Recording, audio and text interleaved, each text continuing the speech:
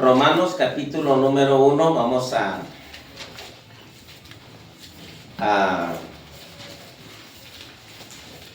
estar ahí por unos momentos. Ya va a ser breve, ahora ya no va a ser una hora, sino ya va a ser tal vez 20 minutos, 25. Y hay algunas palabras, hay varias palabras claves que el autor menciona y que nosotros vamos a aprender en este mediodía. Iba a decir en esta tarde, pero todavía no es en esta tarde, ¿no? Entonces, dos formas de ver, hermanos. Uno como siervos del Señor, como servidores de Cristo. Y segundo, como cristiano, ¿no? Hablando de la madurez en la vida cristiana, ¿no? Vamos a verlo desde esos dos aspectos. Saulo sencillamente quiere decir pedido de Dios, o se lo pedía a Dios. Y Pablo significa, bien sencillito, ¿qué significa Pablo? Significa pequeño, así dice, ¿no? Vamos entonces a ver las cualidades de un siervo de Dios, de un cristiano maduro. Y en el versículo 1 está, el primero dice, Pablo, y ahí viene, ¿cuál es la palabra? Siervo de Jesucristo. Esa es la primera palabra. Literalmente era un esclavo, literalmente. En el siglo I, o entre el mundo de los hebreos, un siervo, un servidor, era un esclavo. Y estaba leyendo en el libro de Deuteronomio que un siervo o un esclavo no tenía ningún derecho. O sea, no podía reclamar nada. No tenía ningún gusto, no podía decir, pues eso no me gusta. O sea, no podía decir así, ¿verdad? Qué tremendo, ¿no? Había un tipo de siervos que era los que las personas, los ricos compraban, ¿no? Había otros que se ofrecían voluntariamente para tener derecho a comida. o techo. Y dice, vamos a ir por unos momentos a Deuteronomio capítulo número 15 para entender un poquitito acerca de la esclavitud en el pueblo de Israel. Deuteronomio capítulo número 15, versículo 12 en adelante. Dice así la palabra del Señor, Deuteronomio 15, 12. Dice, leyes sobre los esclavos. Dice, si se vendiere a ti tu hermano hebreo o hebrea, y te hubiere servido 6 años, al séptimo día, al séptimo le despedirás libre. Al séptimo año es, ¿no? Y cuando lo despidiereis libre, no lo enviarás con las manos vacías. Le abastecerás liberalmente de tus ovejas, de tu era, de tu lagar, le darás de aquello en que Jehová te hubiere bendecido. Y te acordarás que fuiste siervo en la tierra de Egipto, y que Jehová tu Dios te rescató. Por tanto, yo te mando esto hoy. Ahí nos detenemos. Es cuando la persona iba a ser siervo, cuando era vendido. Pero algo muy bonito que me gustó de Deuteronomio 15 es que el amo, el dueño, iba a abrirle su corazón cuando lo iba a dejar libre. Ahora el concepto de Pablo en Romanos 1 ya no es ese. En el concepto de Pablo es que ahora él o un siervo es servir al Señor Jesucristo. Servirle como lo hacía un esclavo. Esa es la primera cualidad. ¿Y cómo necesitamos aprender eso, no? ¿Cuál debe ser? Que debemos de ser, ¿qué? Siervos. Así dice, siervo de Jesucristo, o sea, esclavo de Él, ¿verdad? Ahí mismo en el versículo 1, ahí viene la siguiente, llamado a ser apóstol. Esa es la segunda, llamado. La palabra apóstol sencillamente significa enviado o como un misionero en nuestro tiempo, ¿verdad?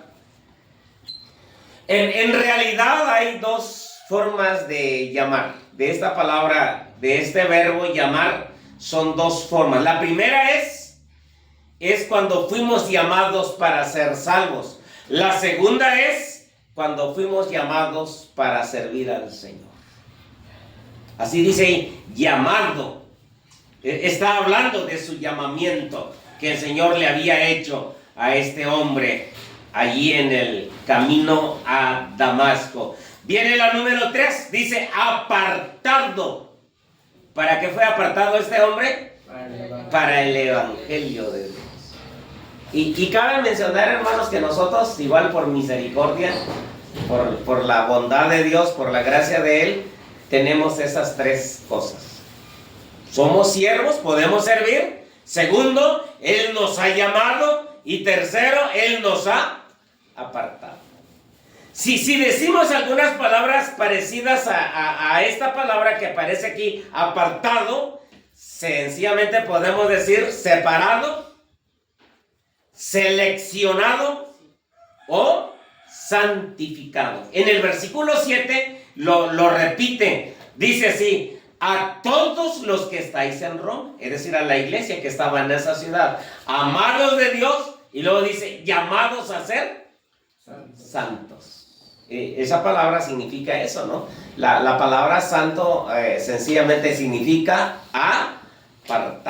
apartado para nuestro Dios. Versículo 2, ¿cómo me gustó el versículo 2? Dice así el apóstol Pablo, que él había prometido antes por sus profetas, ¿qué dice? En las santas escrituras. Y es esta la cualidad, así debe ser, hermano, nuestra forma de pensar es esta. Debemos de tener un alto concepto de este libro. ¿Cómo llama Pablo a este libro? Las santas escrituras. Que fueron, según el versículo, que fueron escritas ¿por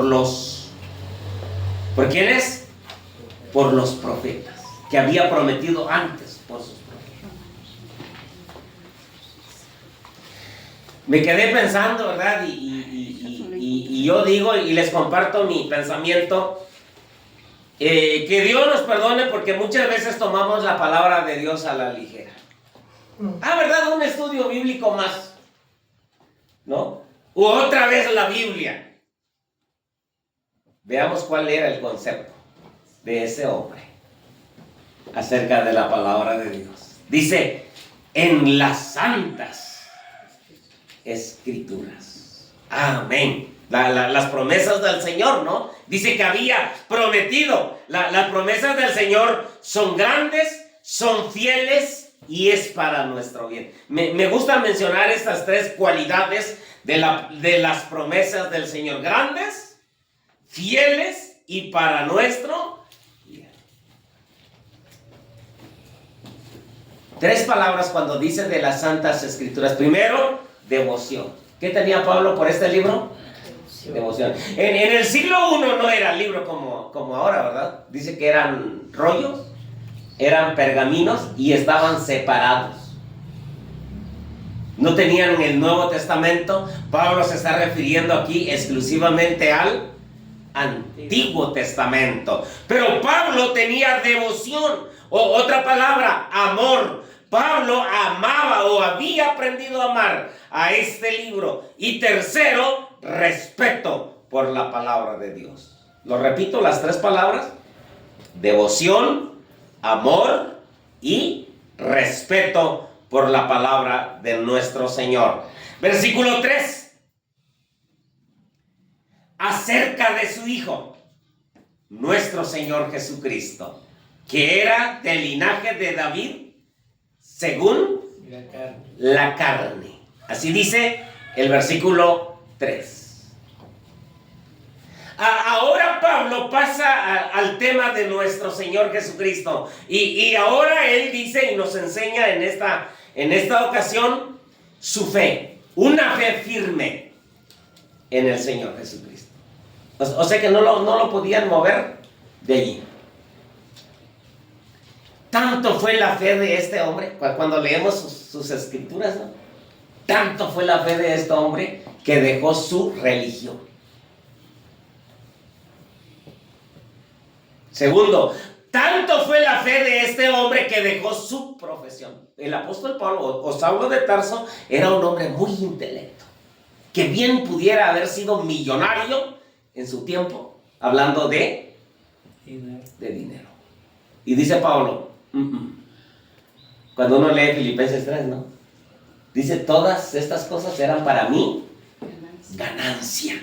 Los he estimado como pérdida. Y por eso, él aquí sin temor alguno empieza así su epístola acerca de su Hijo, nuestro Señor Jesucristo.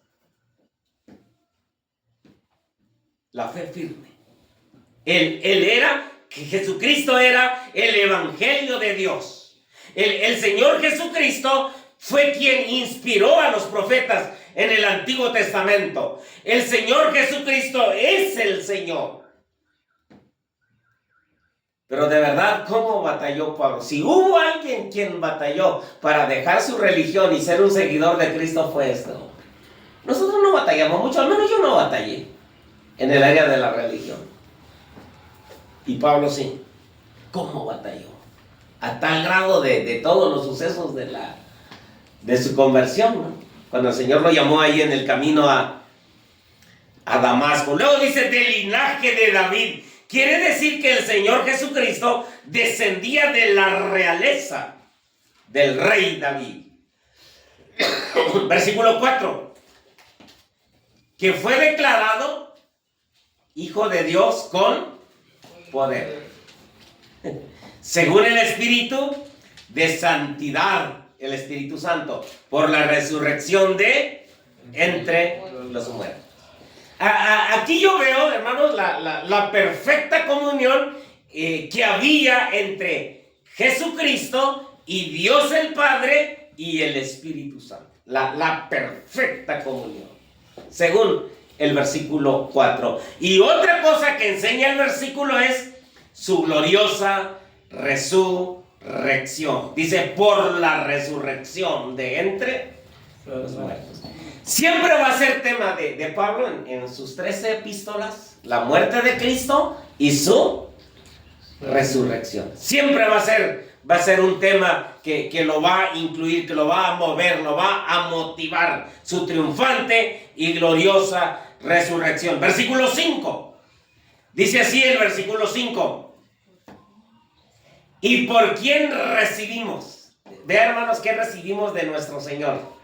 Primero, la gracia. ¿Qué recibimos del Señor? La gracia. ¿Qué es gracia? Él era Él mismo. ¿Recibir a Cristo o recibir la salvación? Solo digo yo, ¿no? Y gracias a Dios por eso, por la gracia. Número 2, y el apostolado. Aquí vamos a decir el ministerio. Por eso que le servimos ahora al Señor, ¿verdad? Porque el Señor nos regaló eso con la salvación. Tercero, para la obediencia a la fe. Muy bonito, ¿no? La buena voluntad para obedecer. ¿Cómo da gusto ver a la gente obedecer? Por ejemplo, ayer que hubo bautismos allá en Cacahuatán y los muchachos sí bien contentos. Y el río no se prestaba porque no había llovido mucho y estaba grande el río y como quiera ya ahí nos acomodamos. Le dije a un hermano que se parara así por si las moscas, le digo, no se nos vaya a ir uno aquí. y ya se paró el hermano ahí a mi lado, ¿verdad? Como protección. Pero regreso a la enseñanza. La buena voluntad para obedecer. Aquí dice el versículo 5, para la obediencia. Sí es bueno evaluarnos, hermanos, en nuestra obediencia, cómo estamos, y mejorar cada día. Un paso a la vez, poco a poco. Pero vamos de menos a más, obedeciendo la palabra de nuestro Señor. Continuamos ahí mismo en el versículo 5, dice, a la fe, la obediencia a la fe en todas las naciones por amor de su nombre. Son dos cosas, la fe y el amor de Dios. Hermanos, y gracias a Dios por la fe. Gracias a Dios, porque por esa fe obedecemos. Por esa fe estamos aquí. Por esa fe queremos servir a nuestro Señor. Y la última es el amor de Dios, por amor de su nombre. Y gracias a Dios podemos amarle con todo nuestro corazón. Versículo 6. Entre las cuales estáis también vosotros, ¿qué dice, hermanos? Llamados a ser de Jesucristo. Ay, no sé si usted lo alcanza a entender, lo alcanza a, ¿cómo se dice? A digerir. Que nuestra vida ahora es ¿de quién? Es de Jesucristo. Así como en el matrimonio, cuando se casan los muchachos, él le pertenece a ella y ella le pertenece a él. Y no hay vuelta de hoja. Así dice la palabra de Dios. Y por último, el saludo o la fraternidad. Versículo 7 y terminamos. Dice, a todos los que estáis en Roma. Se refiere a la iglesia. Dice que la iglesia en Roma fue fundada. Hay dos formas de ver. La primera es que los judíos que fueron a Pentecostés, a la fiesta, cuando el Espíritu Santo descendió, dice que escucharon la palabra de Dios y creyeron. ¿Y qué pasó? Y se bautizaron. O sea, aparte de los 3,000. La otra dice que Pablo tenía muchos judíos amigos. O muchos amigos que eran judíos que creían e iban a la capital del mundo, que era entonces Roma. Y predicaban allá y se juntaron y formaron una iglesia. La iglesia que estaba en Roma. Y ahora Pablo les escribe. Y así termina el texto y así termino yo. Dice el versículo, amados de Dios. ¿Quién nos ama? ¿Quién te ama? Cuando medio mundo se burla de ti. Como dicen, hablando de los ricos y da 1,000 pesos, como quitarle un pelo al no sé qué, ¿no? Entonces, así ahora, pero con el amor de Dios hacia cada uno de nosotros. Dios me ama a mí. Amén. A pesar de mis debilidades, errores y todo lo demás, el Señor me ama, porque así es su naturaleza. Su naturaleza es amar. Y la siguiente, llamados, que ya lo vimos, ¿no? A ser santos. Ya lo vimos también, que es apartado o separado o seleccionado para Dios. Y por último dice el saludo, gracia, el saludo de los griegos, y luego paz, el saludo de los hebreos, a la iglesia, dice a vosotros, de Dios nuestro Padre y del Señor Jesucristo. Amados y llamados. Termino de esta manera. Que el Señor nos ayude a tener esas cualidades de este gran hombre de Dios, de Pablo. ¿No? Por lo menos menciono las primeras 3, 4, 5. La primera es que seamos, ¿qué? Siervos. Segunda, llamados. ¿Quién nos llamó? O sea, alguien dice, ¿y a ti quién te llamó? Me gusta cuando formábamos los equipos para la cascarita, ¿no? Y si es fútbol, todos van buscando al goleador, al defensa, todo así, ¿no? Si es básquetbol, todos van buscando al que nomás se para y le atina, ¿verdad? Pero a mí me sentía yo muy bien cuando me llamaban a formar parte, en este caso, del básquetbol. Porque al fútbol nunca fui bueno, ¿no? Para mirar solamente, ¿no? Pero el Señor así nos llama ahora. El Señor no hace nada de eso, pero el punto es que nos llama. La tercera, que fuimos apartados. Gracias a Dios. La siguiente, un alto concepto de este libro. A este libro hay que amarlo, hay que obedecerle y hay que reverenciar, porque es palabra de Dios. Y la última, de lo que recuerdo, una fe firme en nuestro Señor Jesucristo. Amén. Que nada ni nadie nos vaya a mover de nuestra fe en el Señor Jesucristo. Vamos a orar. Bendito Dios, muchas gracias por tu palabra en este mediodía. Gracias, Señor. Qué bonito es leer las cualidades de este hombre del siglo I. ¿Cómo nos ha impactado, Señor, ahora en pleno siglo XXI? Y ayúdanos, Señor, a tener esas 5 cualidades que menciona el versículo del 1 al 4 al 5. Bendito Señor. Muchas gracias, mi Dios. Perdónanos cuando muchas veces no avanzamos, sino que nos estancamos y retrocedemos o nos desviamos. Perdónanos, Señor, y ayúdanos a seguir adelante cada día. Bendigas a cada uno de mis hermanos. Muchas gracias, mi Dios, en el nombre de Cristo. Amén. Gracias, hermanos. Dios me los bendiga. Vamos a continuar con